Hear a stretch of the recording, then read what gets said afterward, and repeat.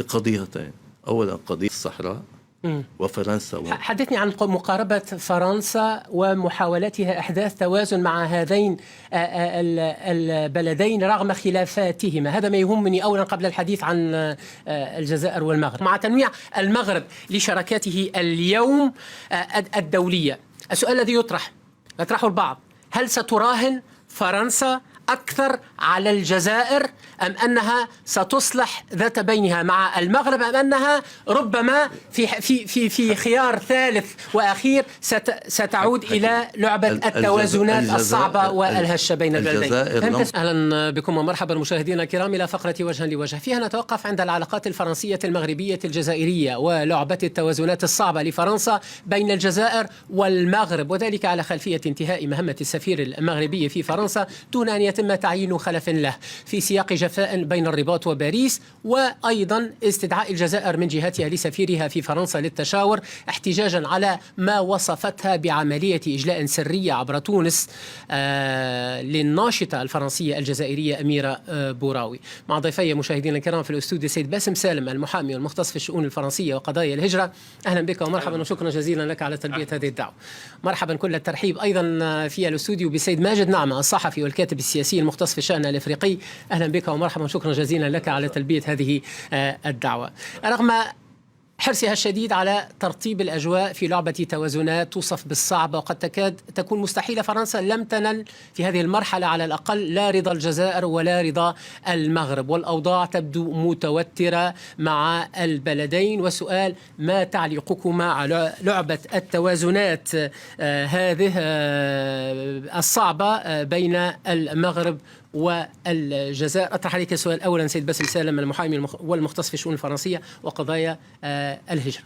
سيدي، فعلا فرنسا الآن في موضع لا تحسد عليه، لأنه نحن في بين جذب ورد بين الجزائر وبين المغرب العربي. لكن أنا ممكن أفهم موقف المغرب بطريقة معينة، يعني أنه اللي حاليا الموجود في المغرب أنه عم بتطالب بأنه بموقف أكبر لفرنسا بقضية الصحراء، لكن الموقف الجزائري هو الذي دائما يعني بنلاقيه غير واضح أو غير مفهوم. الموقف الفرنسي، فرنسا من خلال لعبة هذه التوازنات فرنسا قادرة هل هي قادرة عليها؟ طبعا. هل نجحت فيها؟ البعض يقول إنها فشلت. لا. التوازنات بالنظر للتوتر القائم اليوم مع هذين البلدين. فرنسا دائما هناك مخارج لها مع العلاقة مع المغرب أو العلاقة مع الجزائر، لكن من وقت إلى آخر نجد أن هناك تصادم بين المصالح.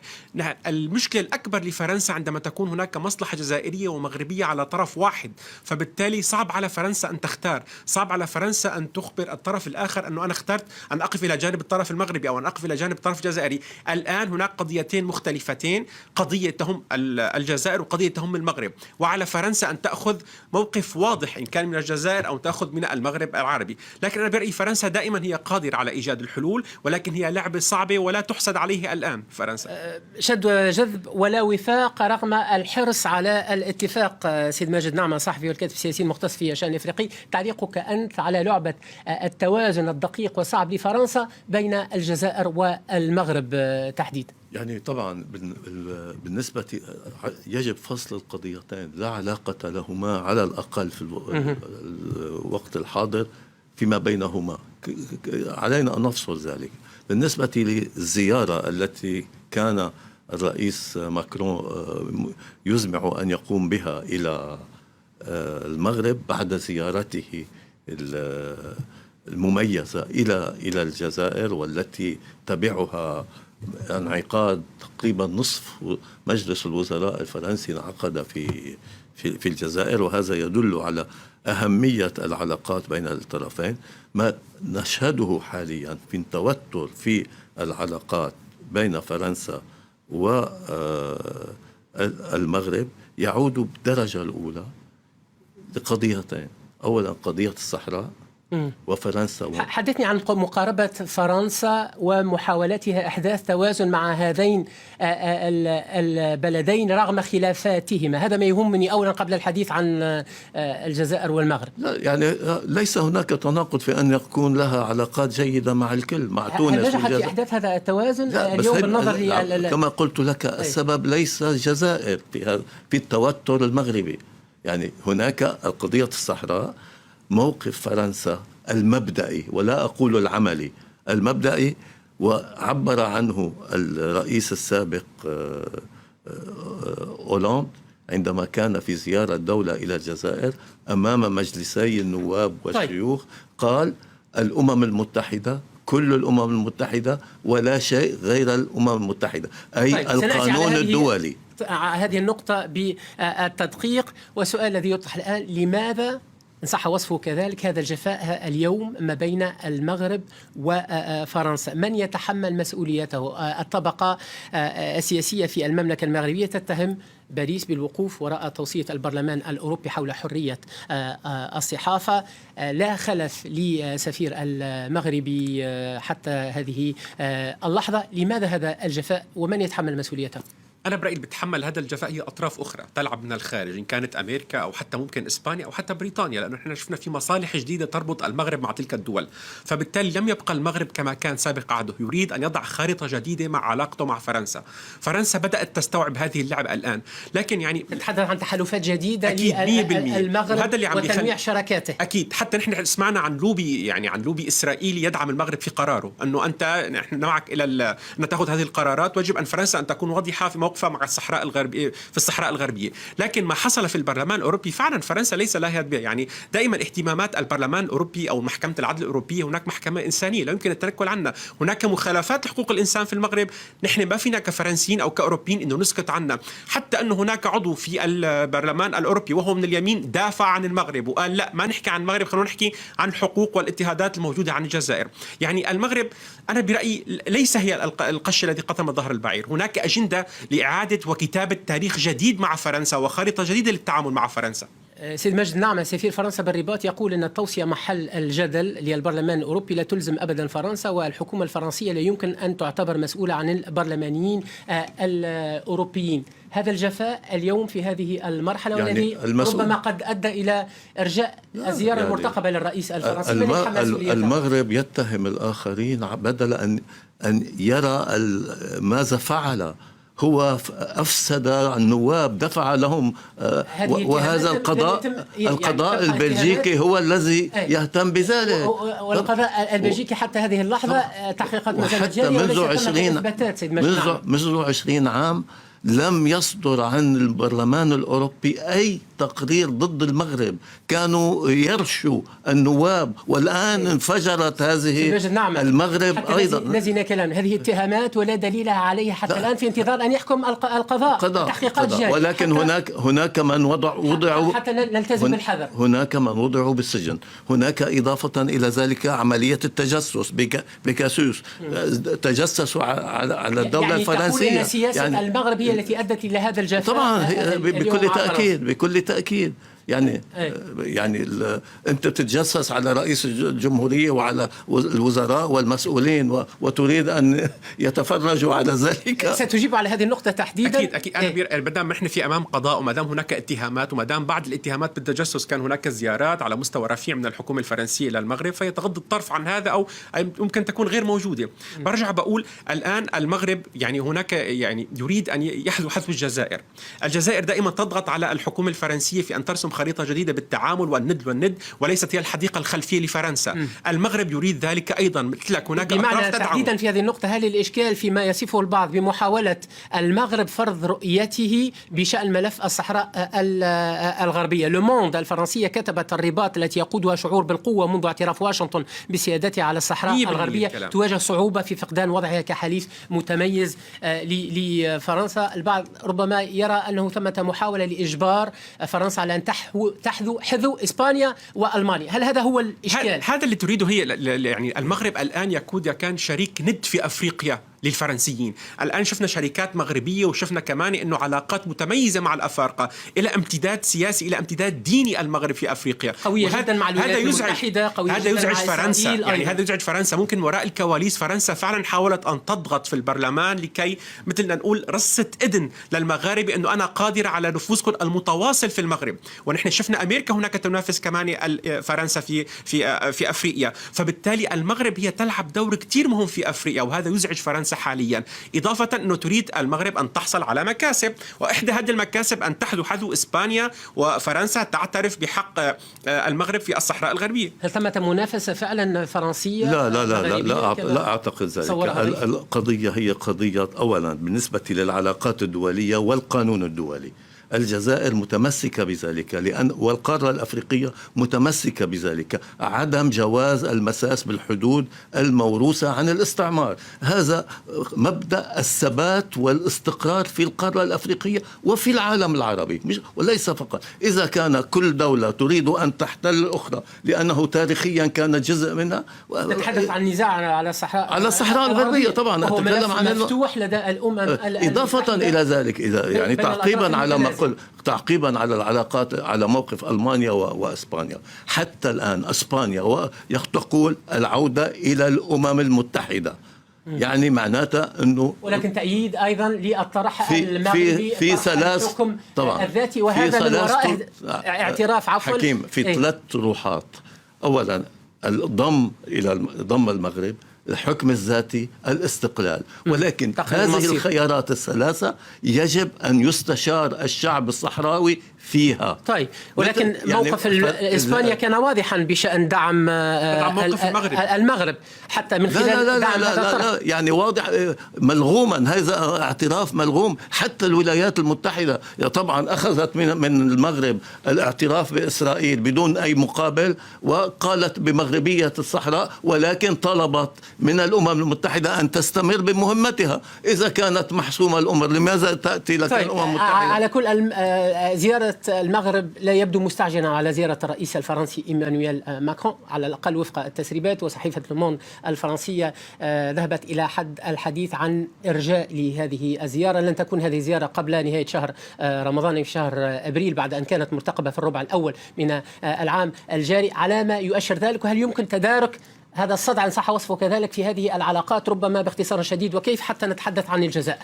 سيدي طبعا سيتم تداركه، وستتم الزيارة قريبا، حتى لو تم تأجيل هذه الزيارة لحتى الأطراف تهدأ الأطراف. تمام. يعني حتى عندما سئل الوزير الخارجية المغربي أنه لماذا لم يرسل سفير حتى الآن، قال لا، الآن نحن بصدد أن هذا السفير سيستلم مهام خاصة له في المغرب العربي. يعني يعني ما قال بصراحة أنه هو سحب سفير أو في عنده إجراء دبلوماسي ثاني. دائما يتحفظ. العلاقة بين فرنسا والمغرب من عهد شارلمان، يعني ما فينا ننكر وجود كان سفارات قائمة بيناتهم. فبالتالي هذه العلاقة الآن بس نحن في إعادة صياغة تحصل على مكاسب أكثر لطرف المغرب. هذا حقه إذا كان فعلا في عنده أضراف عم تدعمه بهذا الشيء. لكن كمان فرنسا هي حذرة كتير. يعني حنا شفنا كمان أنه فرنسا في مجلس الأمم صوتت إلى جانب المغرب بتمديم البعثة الأممية عام آخر، وهذا الشيء ضايق الجزائر في وقتها. يعني أحيانا لما المغرب عم تطلب من فرنسا هناك استجابة فرنسية، فبالتالي أنا يفترض على المغرب يقدر الدور الفرنسي، لأنه هذا شيء يتعلق بحقوق الإنسان. وموقف فرنسا ثابت بشأن الصحراء أكيد. الغربية. هل يمكن تدارك هذا الصدع من وجهة نظرك أيضا في هذه الفترة ما بين المغرب وفرنسا سيد مجد؟ لا، إذا كان بالنسبة للصحراء الغربية هذا غير وارد. لا ليس بتقديم تنازلات، ولكن ربما محاولة لترتيب الأجواء حتى ولا بالاعتراف. يعني رأيت ما جرى لإسبانيا عندما اعترفت نصف اعتراف بمغربية الصحراء، قطعت الغاز عن إسبانيا ووجهته نحو إيطاليا. يعني هناك مصالح أيضا. الجزائر هي الشريك الأول فرنسا هي الشريك الأول للجزائر اقتصاديا حتى الآن. يعني البلدين لديهما مصالح كبيرة. بالنسبة لاتفاقية الصيد التي وقعت عليها المفوضية الأوروبية، جاءت المحكمة الأوروبية ورفضت ذلك. السياسة الفرنسية الدبلوماسية الفرنسية هل ستسعى اليوم من خلال زيارة الرئيس ماكرون، ولا إن تأجلت إلى التقريب بين وجهات النظر في العلاقات الفرنسية المغربية؟ باختصار، يعني أولا المغرب هو الذي بحاجة إلى فرنسا وليست فرنسا بحاجة. فرنسا هي يعني المغرب، لأن الاستثمارات الفرنسية كبيرة جدا في المغرب. أنت تعرف ذلك. الشركات الكبرى الفرنسية موجودة، بينما هي ليست موجودة في الجزائر يعني بكل بساطة. يعني لذلك فرنسا مضطرة أن تأخذ موقفا موضوعيا في العلاقات الدولية، وخاصة بالنسبة للقانون الدولي. خاصة بالنسبة للقانون الدولي. وفي هذا السياق تحديدا من حيث انتهيت، فرنسا تقول أنه ما وصف برفض الاستسلام لرغبة المغرب في ملف الصحراء الغربية لا يعني بالضرورة حرصها على عدم إغضاب الجزائر، لأنه في استناد إلى القانون الدولي. الجزائر التي غاضبة أيضا من فرنسا على خلفية قضية الناشطة أميرة بوراوي، ما حجم الضرر الذي لحق بالعلاقات الفرنسية الجزائرية في هذه المرحلة؟ أنا برأيي المخيف هو حاليا هو الضرر بين العلاقات المغاربية الفرنسية وليس الضرر بين العلاقات الجزائرية الفرنسية، لأنه شفنا نحن ضرر أكبر من هيك بين الجزائر وفرنسا وتم تلافيه والتغاضي عنه مجرد ما الرئيس ماكرون نزل شوارع وهران. فبالتالي هذا موضوع ممكن حله، لكن أنا دائما يعني يمكن تجاوز هذه الأزمة 100%. أنا لسببين أساسيين. يعني حتى لو أن نحن هناك ليست ديمقراطية كاملة بين مزدوجين في المغرب، لكن هناك برلمان منتخب، هناك حكومات ممكن نقول عليها ممكن نتعامل معها، هناك ناخب يصوت لتلك الناس. لكن بالجزائر هناك أشخاص كيف ما في نواب، على عقليات. كيف ما في نواب، شو عم تحكي كلام؟ نواب شفناهم كيف شو وصلوا. ليش بالمغرب شو كمان؟ لا شو الكلام هذا؟ شفنا تناوب على أعوذ بالله. لا شفنا رؤساء في مجلسي نواب، في حكومة، أنا لا أدافع عن المغرب، في ديمقراطية أكثر من المغرب ب100 مرة. الديمقراطية المغرب يعتمدها، لكن في الجزائر لا يمكن مقارنة بيناتهم. لا أعوذ، هذا يعني أرجوك، فبالتالي لا نقيم من أكثر من المغرب أو أقل من المغرب، ولكن لكل بلد مؤسساته. لا نقيم من هو أكثر ديمقراطية من الآخر، لكل بلد مؤسساته. والدليل أنه الاستثمارات في فرنسا هي أكثر في المغرب منا بالجزائر، فبالتالي يتثق. يعني نحن بنعرف المستثمر يثق باستثماراته، فبالتالي هناك دولة قانون أكثر ممكن تكون من يتحمل مسؤولية هذا الفصل الجديد الذي كان ربما بالإمكان يقول البعض تفاديه من التأزم في العلاقات الفرنسية الجزائرية؟ في قضية الناشطة، أنا لا أفهم الآن غضب الجزائر لماذا. يعني هي غادرت من تونس، لم تغادر من الجزائر. حتى لو كان هناك اتهام بأنه هي عملية استخباراتية، لا، صدرت بحكم قضائي بالأول منع من السفر، حكم القضائي بعد ما طلعت أخذ موافقة الرئيس التونسي فسمح لها في السفر. يعني وين لعبة فرنسا؟ وين مسؤولية فرنسا؟ وفرنسا تتحدث عن حماية قنصلية لرعيتها تحديدا هذه القضية. القانون الفرنسي والجزائري عندما يحمل الشخص جنسيتين فرنسية وجزائر، عندما يكون مزدوج بالجزائر لا يعترف إلا بالجنسية الجزائرية، وعندما يكون في فرنسا لا يعترف. هذا القانون أي شخص يأخذ الجنسية يحصل على جنسية في فرنسا يقولون له نؤمن لك الحماية إلا في بلدك الأصلي. هي لم تكن في الجزائر. هل في المسألة فعلا هربت من الجزائر ثم هربت من العدالة التونسية بتدخل من المخابرات الفرنسية. وهنا أريد أن مؤكد. يعني عندما تصدر وكالة الأنباء الجزائرية بخبر أنه البلطجية الفرنسية يحاولون إفساد العلاقات الفرنسية الجزائرية بشكل دائم، معنى الاتهام هو لبعض الأوساط. وأريد أن أذكرك أن الرئيس ماكرون في خطابه أمام سفراء فرنسا هذا العام ماذا قال؟ قال الدولة العميقة في فرنسا تمنعني من تطبيق سياستي. هذا ماكرون ما يقوله، وليس أنا ولا أي جزائري آخر.